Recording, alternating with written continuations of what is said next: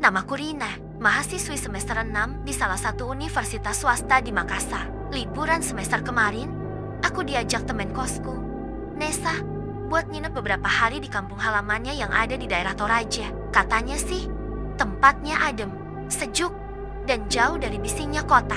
Cocok banget buat rehat sejenak dari tugas-tugas yang numpuk. Lagian, waktu itu aku juga lagi pengen kabur sebentar dari rutinitas yang itu-itu aja. Jadi ya, tanpa mikir panjang, aku langsung bilang iya.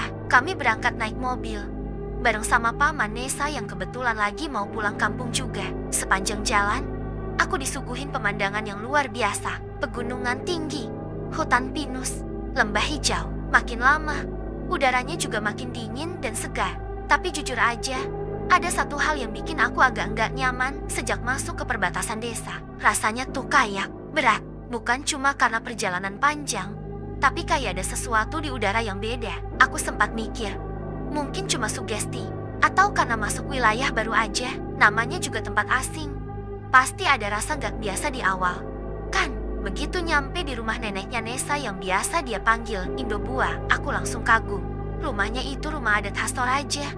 Rumah panggung dari kayu besar yang udah mulai lapuk tapi masih kelihatan kokoh. Tiangnya tinggi.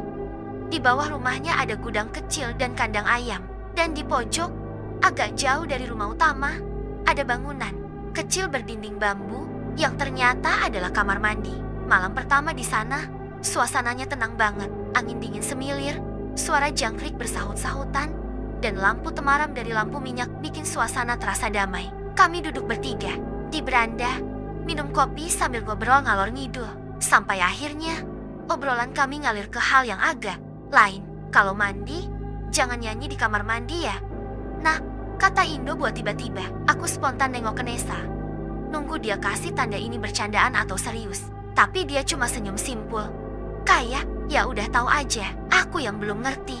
Akhirnya nanya pelan, kenapa? Nek, memang gak boleh ya? Tanya aku sambil ketawa kecil. Tapi Indo buang gak ketawa balik. Matanya malah jadi serius. Wajahnya agak tegang. Dan suaranya berubah jadi pelan tapi berat. Itu kamar mandi sudah lama ada, sejak masih ada orang tua saya. Tapi tempat itu pernah dipakai buat hal buruk, katanya pelan.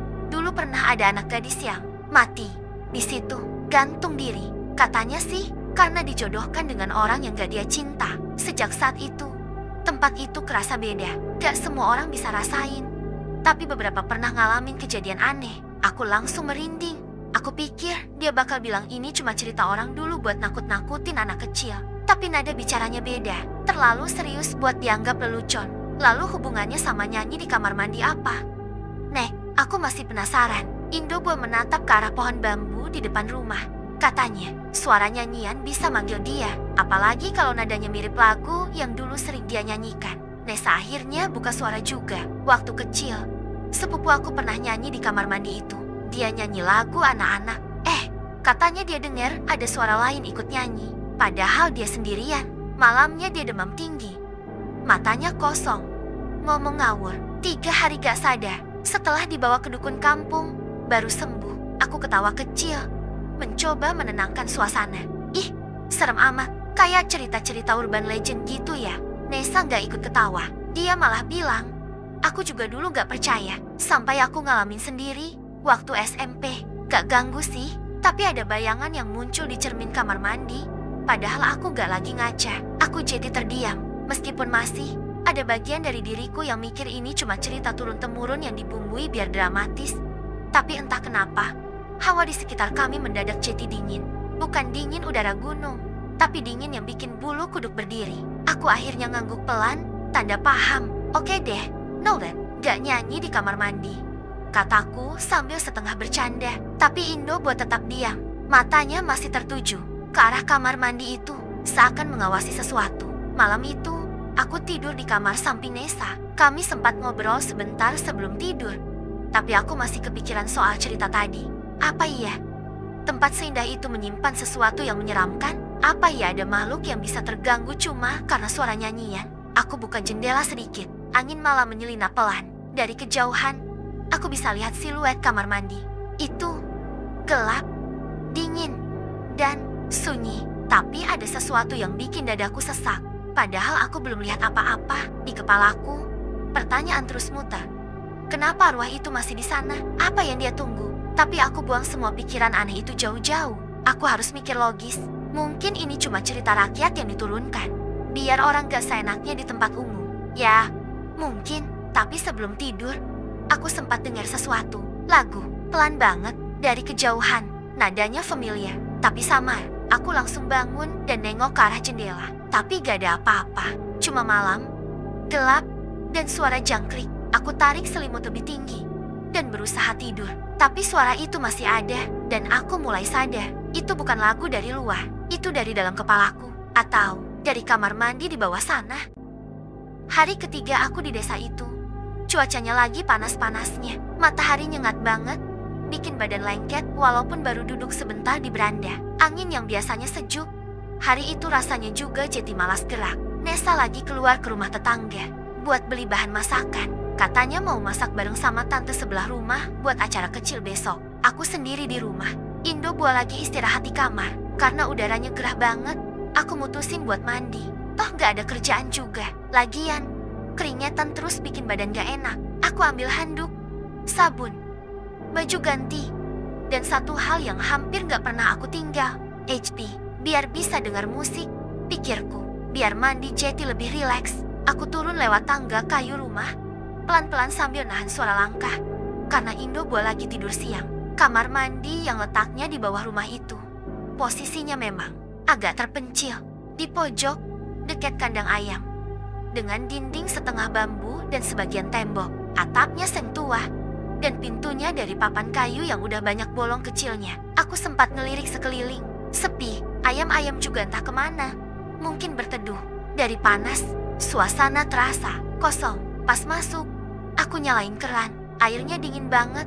Langsung bikin rasa gerah hilang seketika. Aku naruh HP di rak kecil dekat cermin. Nyetel playlist lagu pop favoritku. Volume pelan aja. Biar gak ganggu siapa-siapa. Lagu pertama yang nyala itu lagu tenang. Tapi beatnya enak. Otomatis, aku ikut humming pelan. Nyanyi-nyanyi kecil. Kayak kebiasaan yang selalu aku lakuin waktu mandi. Tapi waktu masuk bagian ref, aku dengar suara lain. Bukan dari lagu, tapi ikut nyanyi. Suaranya lirih banget, kayak bisikan. Tapi jelas nadanya sama. Bukan suara dari HP, bukan suara aku, tapi suara lain. Langsung aku dim. Jantungku berdetak makin cepat. Aku coba dengerin baik-baik. Lagu masih jalan, tapi suara itu tetap ada. Nadanya nempel di belakang suara penyanyi aslinya. Tapi ada sesuatu yang aneh. Suara itu dingin, hampa, kayak suara dari dalam sumur. Kayak suara yang gak seharusnya ada di dunia ini. Aku pelan-pelan nengok ke cermin kecil yang ada di pojok atas kamar mandi. Cermin itu udah agak buram, tapi masih bisa mantulin bayangan. Dan di situ, aku lihat ada sosok perempuan berdiri di belakangku. Refleks aku lompat mundur. Jantungku langsung kayak berhenti sepersekian detik. Sosok itu gak bergerak. Rambutnya panjang banget, basah, nempel ke bajunya yang putih kusam. Tapi mukanya gak ada. Bukan tertutup rambut, bukan gelap, tapi beneran gak ada wajah. Seolah mukanya dihapus, kosong. Tapi dari situ, 2 titik merah terang bersinar kayak bara api. Matanya aja yang kelihatan. Aku teriak sekencang-kencangnya, tapi suara aku kayak ketahan. Gak ada yang jawab, gak ada yang nyaut, gak ada yang datang. Aku langsung coba buka pintu kamar mandi, tapi pegangan pintunya gak mau gerak. Macet, aku dorong, aku tendang, tapi gak bisa kebuka. Padahal waktu masuk tadi, pintu itu biasa aja. Sekarang kayak dikunci dari luar, atau ditahan sesuatu. Air dari kran tiba-tiba jadi lebih deras. Kayak tekanan airnya ditambah. Suaranya makin keras, ngalir tanpa henti, dan mulai nyiprat kemana-mana. Lantai kamar mandi basah, licin, dan air mulai ngegenang. Sementara itu, lagu dari HP berhenti. Tapi suara nyanyi itu masih terus jalan. Suara perempuan itu makin keras. Nadanya mulai ngawur, kayak orang kesurupan. Kayak suara parodi lagu, tapi dilagukan dengan suara serak, patah-patah, dan nyakitin kuping. Tanganku gemeter, napas sudah gak karuan. Aku ngedekem di pojok kamar mandi, nahan tangis, sambil terus nendang-nendang pintu. Aku coba teriak, manggil nama Nesa, tapi gak ada jawaban. Bahkan ayam pun gak ada suaranya. Dunia di luar kamar mandi kayak berhenti. Yang ada cuma aku, air, dan suara nyanyian mengerikan itu. Dan tiba-tiba, lampu mati. Langsung gelap gulita. Gelap banget. Aku gak bisa lihat apa-apa kecuali pantulan samar dari air yang ngegenang di lantai. Nafasku memburu, dadaku sesak, dan aku mulai dengar sesuatu yang lebih parah dari suara nyanyian. Napas, dekat banget, berat, kayak napas seseorang yang baru lari jauh. Tapi terdengar persis di sebelah kupingku. Benar-benar dekat. Aku gak bisa gerak, badan rasanya lumpuh. Kayak ada beban berat yang nahan tubuhku di pojok itu. Dan tiba-tiba, suara itu berbicara, pelan, dingin. Jangan nyanyi. Di sini, suara itu bukan dari manusia. Nada bicaranya kayak dari dua mulut yang bicara bareng. Gak sinkron, tapi menyatu. Aku gak inget apa-apa setelah itu. Dunia gelap total, suara hilang, semua hilang. Yang terakhir aku rasain cuma dingin yang nusuk tulang dan bau air tanah yang menyengat banget. Waktu aku sadar, aku udah ada di kamar. Selimut tebal ngebungkus badanku. Nessa duduk di samping ranjang. Matanya sembab. Indobo ada di pojokan ruangan, lagi bacain sesuatu dari kertas daun lontar tua. Tangannya gemetar. Aku lemes. Suara masih parau. Dan aku tahu satu hal pasti. Yang aku alamin tadi bukan mimpi.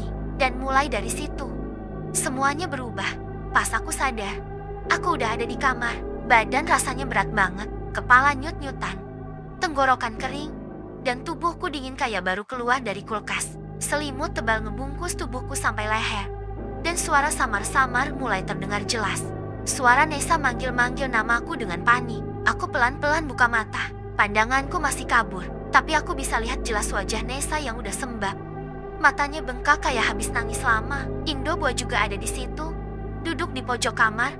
Nunduk sambil megang sesuatu kayak daun lontar tua yang ditulisi aksara. Bugis. Di dekatnya ada mangkuk kecil isi air. Dan seikat daun yang aku gak tahu daun apa. Aku mau ngomong. Tapi suara aku cuma keluar kayak bisikan kecil. Nessa langsung nyodorin segelas air hangat. Setelah beberapa teguk, barulah aku bisa tarik napas lebih lega. Makasih, suaraku masih serak. Aku coba bangun. Tapi Nessa langsung narik lenganku biar aku tetap tiduran. Pelan aja dulu. Rin, kamu tadi sempet gak sadar hampir 2 jam. Katanya sambil sesenggukan. Aku kenapa? Tanyaku pelan. Nessa saling pandang sama Indobo. Dan akhirnya nenek itu yang buka suara. Suaranya berat, pelan, tapi penuh makna. Kamu di bawah, katanya sambil menatap ke arah lantai. Rohnya gak terima kamu nyanyi di tempat itu. Suaranya kamu bangunkan dia, tapi untung kamu masih bisa balik. Aku dim, badanku langsung merinding. Kayak ada es batu yang masuk lewat pori-pori. Aku langsung inget semua kejadian itu. Kamar mandi, suara yang ikut nyanyi, sosok perempuan tanpa wajah, air yang makin deras, lampu mati, napas di telinga, dan suara itu, suara mengerikan yang bilang jangan nyanyi di sini. Semua kejadian itu nyata, bukan mimpi, bukan halusinasi. Bahkan sekarang pun, bayangannya masih lengket di kepala aku. Nessa pelan-pelan cerita, katanya, dia dengar teriakan dari arah kamar mandi. Pas nyamperin, pintu kamar mandi kebuka sendiri. Tapi waktu dia masuk, aku udah pingsan, tergeletak di lantai. Air masih ngalir deras.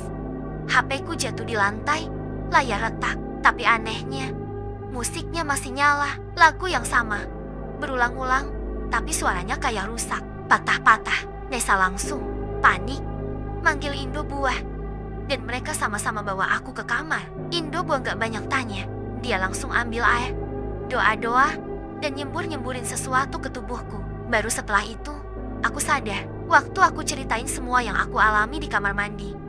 Indobo langsung nunduk, wajahnya muram banget. Dia mulai cerita dengan suara pelan dan sorot mata kosong seolah dia ngelihat ke masa lalu yang kelam. Kamar mandi itu, katanya, dulu adalah tempat bunuh diri seorang gadis desa. Gadis itu terkenal cantik, lincah, dan punya suara bagus. Suka nyanyi sendiri di mana aja, apalagi di kamar mandi. Tapi hidupnya gak semanis suaranya. Dia dijodohkan paksa sama lelaki dari kampung sebelah. Lelaki yang kaya, tapi jauh lebih tua, dan dikenal keras.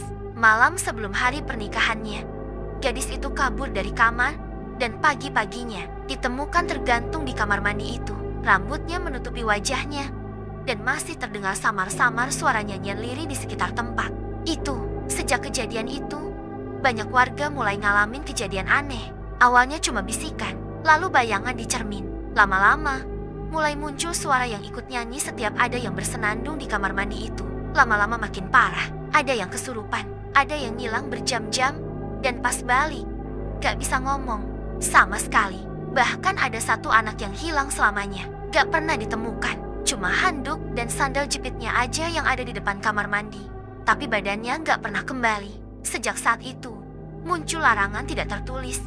Jangan pernah nyanyi di kamar mandi rumah itu. Indobua udah beberapa kali ngingetin keluarga dan tamu-tamu yang nginep. Tapi tetap aja, kadang ada yang lupa atau ngerasa itu cuma mitos.